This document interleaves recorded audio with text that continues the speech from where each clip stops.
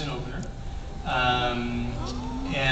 She's played by a lovely actress named Rachel Miner. We spent time in the room trying to figure out how to put her back into Nikki Akotz's meat suit. We didn't spend time with that because I'd love to have Nikki back, but we literally couldn't figure out a way for it to make sense because she was like buried and rotted. We'd seen her corpse and her ghost.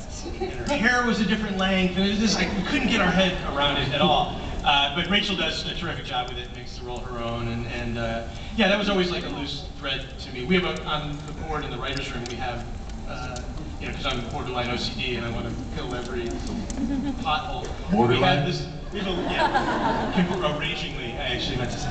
But we have this list of, you know, Meg was one of them, and like the Croatoan virus was another, and in episode 4, we're finally paying that off in a wonderful episode Ben's writing. So. Excellent segue. Ben Edlund. Yeah. What twisted awesomeness are you brewing up for us? Should that be in my personal life kind of thing, or? Okay. Probably more the show, maybe at this juncture. Okay, let's talk about the show. Episode 4. I can talk about this, Eric, right? Oh yeah, I think you can say a lot about it actually. Okay, well, we go into the future, right? It's cool. We go 5 years into the apocalypse. It's what that gives us is a kind of a chance to really blow the doors off the world. I can tell you a couple of things. One is Sarah Palin is president. It's the apocalypse.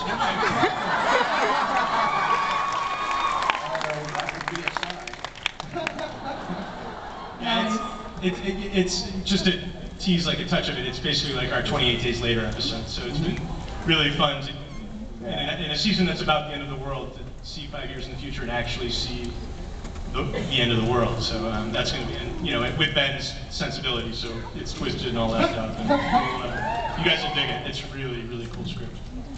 I agree. I said I agree. That's all. I agree. I think we have some old business before us, though.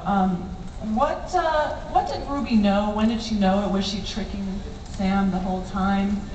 What was up with that? From Ruby's very, very first introduction in Sarah's. No, it was she popped in at the end of Magnificent 7, and then first time you really saw her had a conversation was she like kicked ass in your episode, and then just like actually, and then was actually well written in Sarah's episode.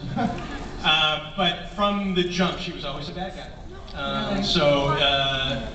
We always knew her motivation was to drive the boys apart and to double cross them.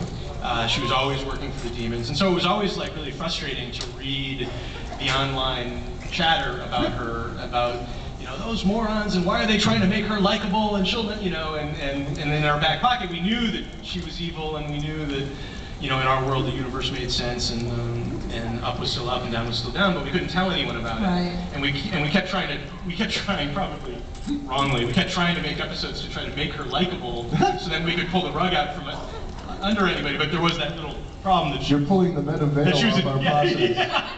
You gotta stop that. Yeah. There's that little problem that she was a demon, and at the end of the day, you never entirely trust a demon. But yeah, she was always a bad guy. All right. I solicited some questions from these wonderful